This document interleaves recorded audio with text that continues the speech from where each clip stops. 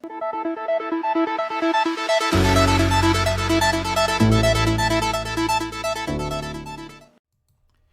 when the fullness of the time was come, God sent forth his Son, made of a woman, made under the law.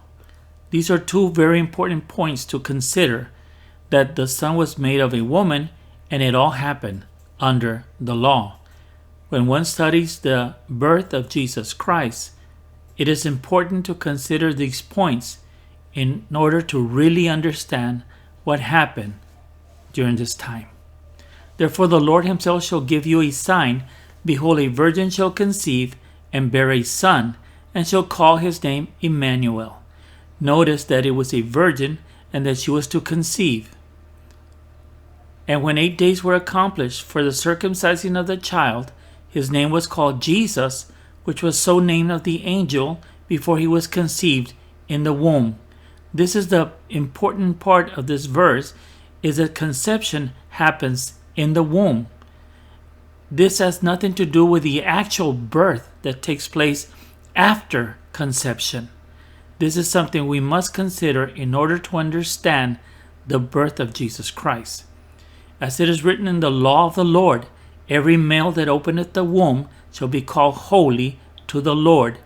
This is what happened to Mary. She conceived supernaturally, but she gave birth in a natural way, and her womb was opened. And when the days of her purification according to the law of Moses were accomplished, they brought him to Jerusalem to present him to the Lord. Now, why did Mary and Joseph do this? They did this to fulfill the law, as we mentioned at the very beginning.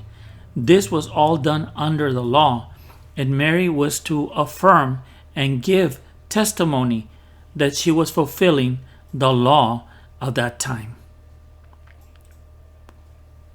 And to offer a sacrifice according to that which is said in the law of the Lord, a pair of turtle doves or 2 young pigeons. Joseph and Mary had to obey the law since she had given birth naturally, and the birth of her firstborn had opened up her womb. She was supposed to offer these 2 turtle doves, and this is exactly what they did during that time. So the Son was conceived of a virgin, yet was born of a woman. This is what the Bible teaches about the birth of Jesus Christ.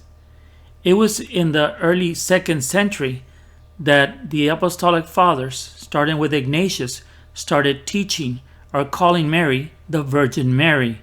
And this was incorrect because Mary was no longer a virgin. She was the mother of the child. Let's tell this to all the Catholic apologists today that are teaching that Mary was ever virgin and that she never ever lost her virginity.